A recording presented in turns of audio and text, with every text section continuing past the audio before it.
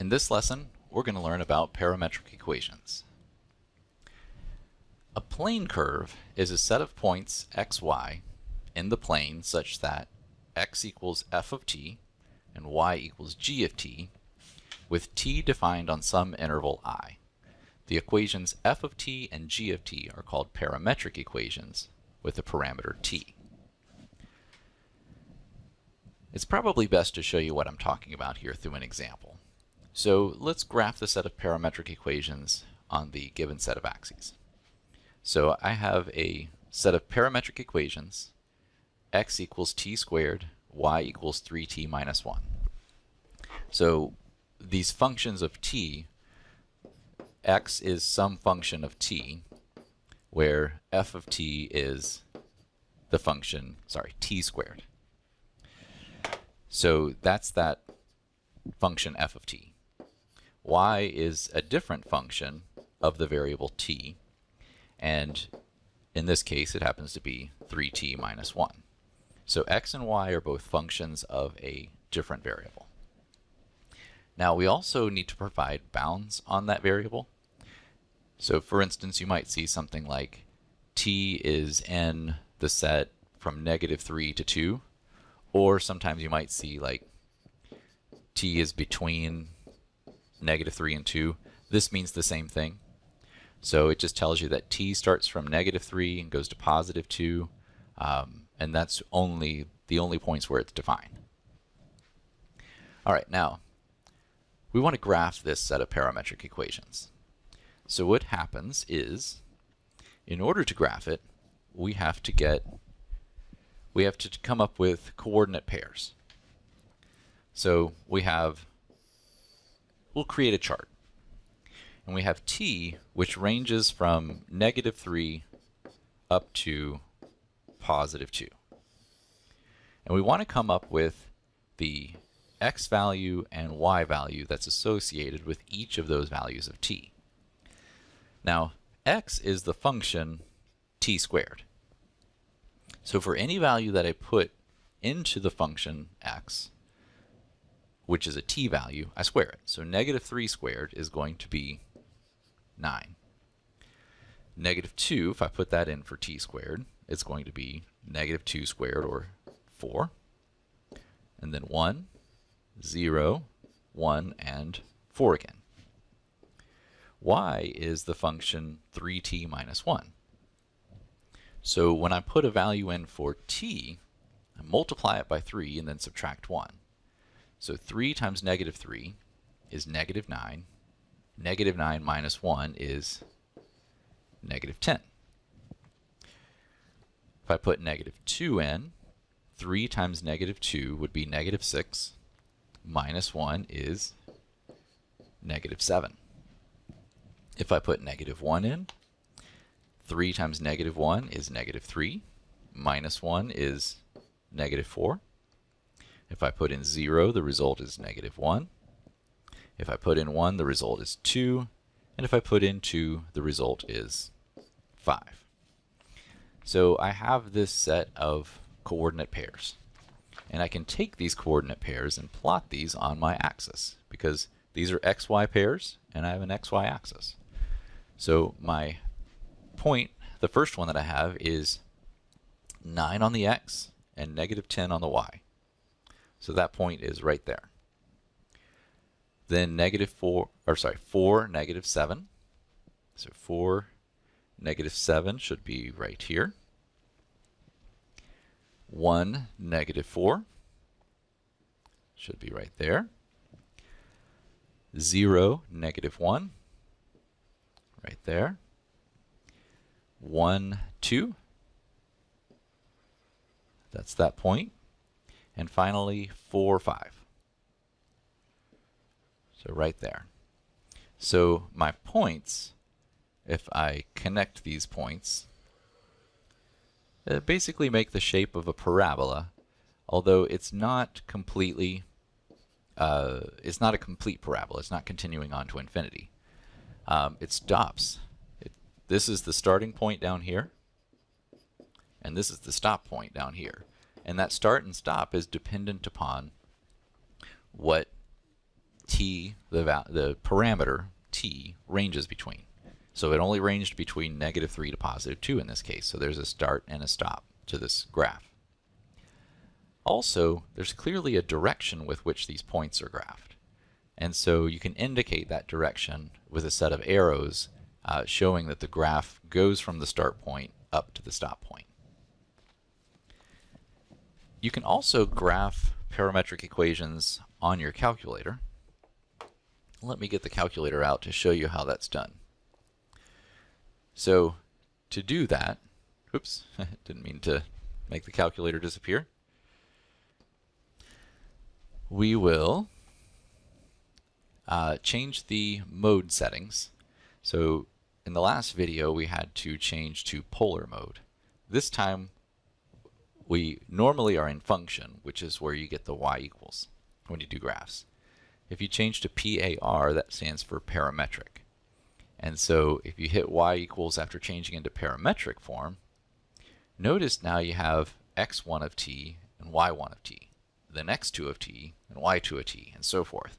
So now you have functions of t grouped by both an x and a y.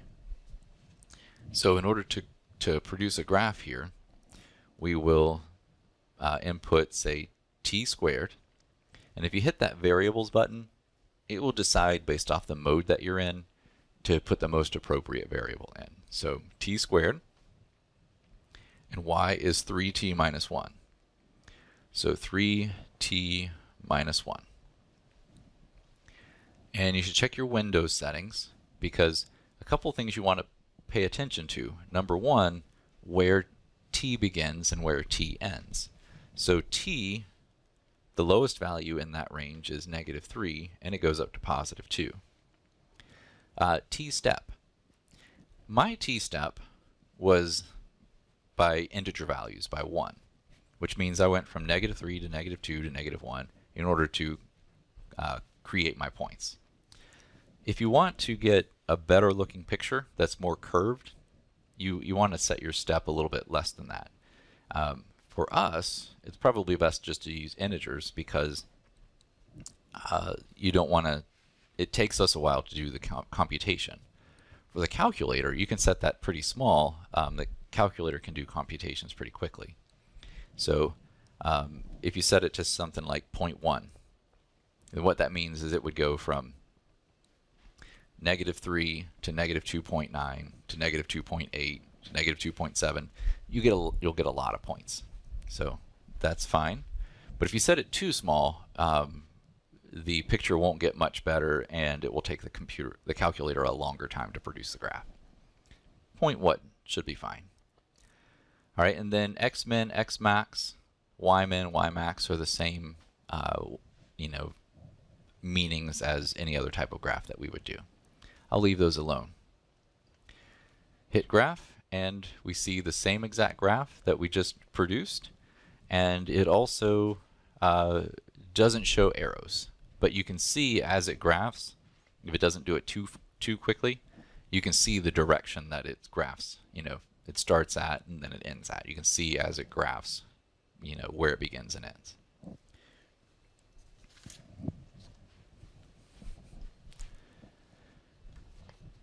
Next example.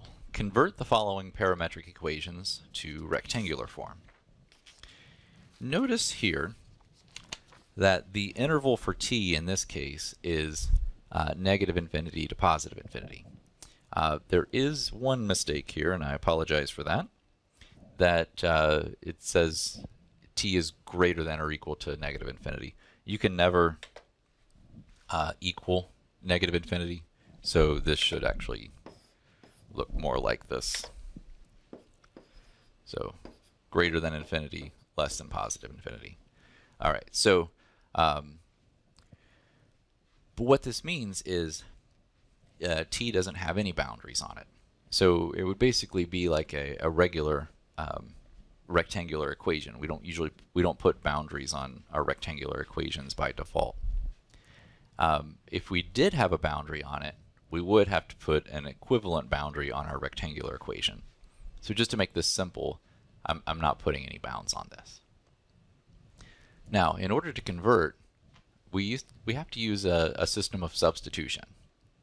So one thing you could do is solve both equations for t and set them equal to each other. But if you have a squared term in there, it's going to be complex because you're going to end up with a square root of a positive and negative issue. So what I would recommend, in this case, I would start with the first equation, solve it for t. So that would be x minus 3 equals t. And now substitute that into the next equation. So we have y equals, and I'm going to take the x minus 3, plug that in right there. So it's x minus 3 squared plus 2. And that way I have changed this into a function that only has x's and y's remaining, and therefore it is a rectangular equation. So this graph would produce would be a parabola of some sort. Let's convert the following set of parametric equations to an equivalent rectangular equation for the next set. Now, this next set, notice there's a restriction. The restriction's from 0 to 2 pi. And the x and y values involve functions of sine and cosine. It doesn't get a lot more complex, but here's what we need to do.